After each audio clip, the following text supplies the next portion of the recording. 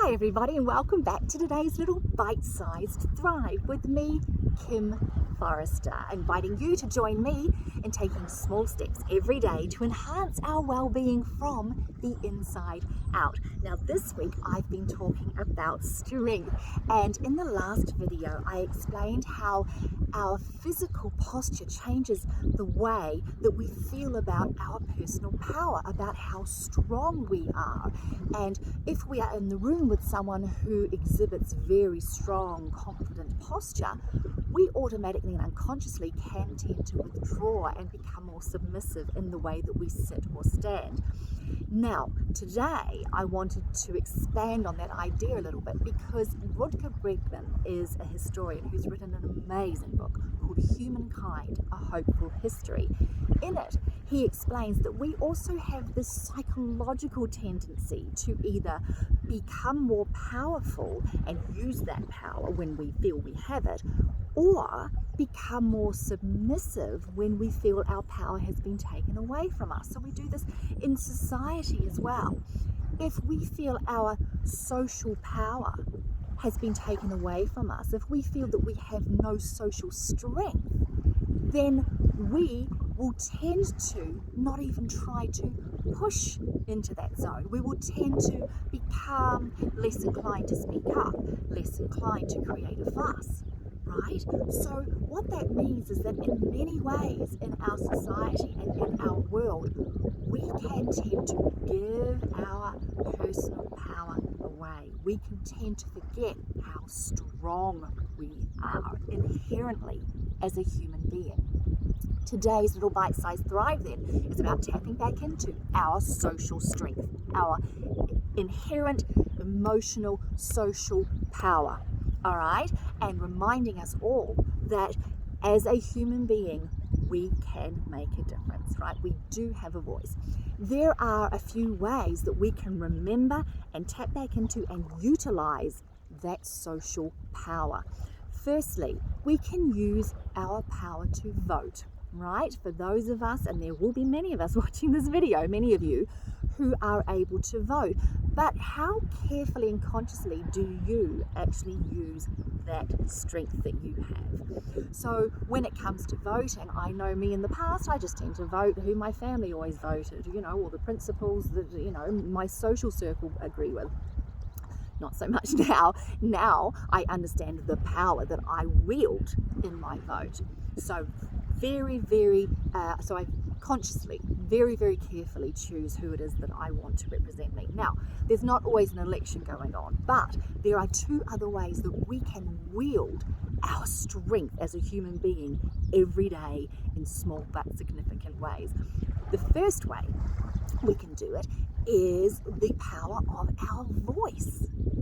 When we choose to get in behind a campaign, when we choose to sign a petition, when we choose to get involved with a movement, it adds power to that movement. So if we all, and we do, if you have got something that is really important to you, a value or a positive change you'd like to see in the world, or a principle that you would like to enact, then I'm encouraging you today to actually wield that personal power that you have. Go and do something about it. It doesn't have to be big. It doesn't have to feel, life-changing. By adding your strength, your personal strength, and your voice and your personal power to a small campaign or a petition, you've made a difference. Secondly, we can choose to wield our mighty dollar in really powerful ways. Do not underestimate the power of the consumer, all right? It is our voice. So if you are spending money on anything on any day, you are actually choosing to condone or, to speak up against things by the way you spend your dollars. So I want you to remember that you have that strength that you carry around in your wallet every day. Most importantly though, and I think this is something for us all to remember, we have inherent strength in the way that we create society, right? And that we perpetuate or we push against societal norms by the way that we set our example. our example is one of the strongest motivators that there is out there in the world. So what example are you setting for others to follow? And this is what's really, really important about this.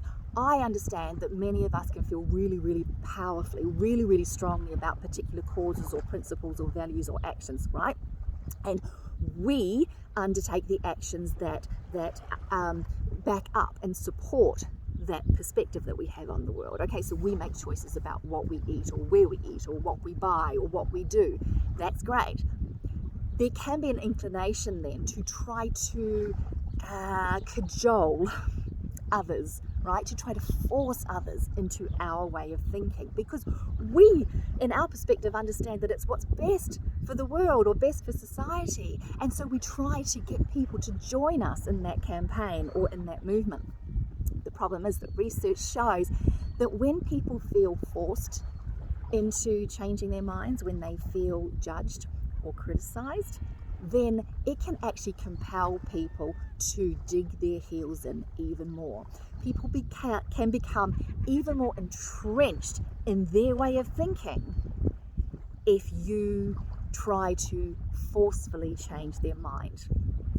So the best thing we have is our positive example used as an invitation to others, right? And what that means is that when we choose to enact our principles and values in a particular way, when we choose to become an example, the point is it has to be a positive example. Look, this is how I choose to live, and look at how joyful and happy and fulfilling and meaningful that makes my life.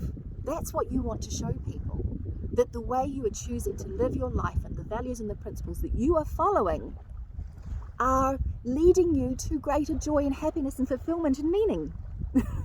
Because you could be following the most ethical, morally pure actions on the planet. If you are doing it with a sense of judgment for others, or anger, or divisiveness, right? People aren't going to see what you're doing. They're going to see who you're being, and what they will see is anger and judgment and criticism and divisiveness.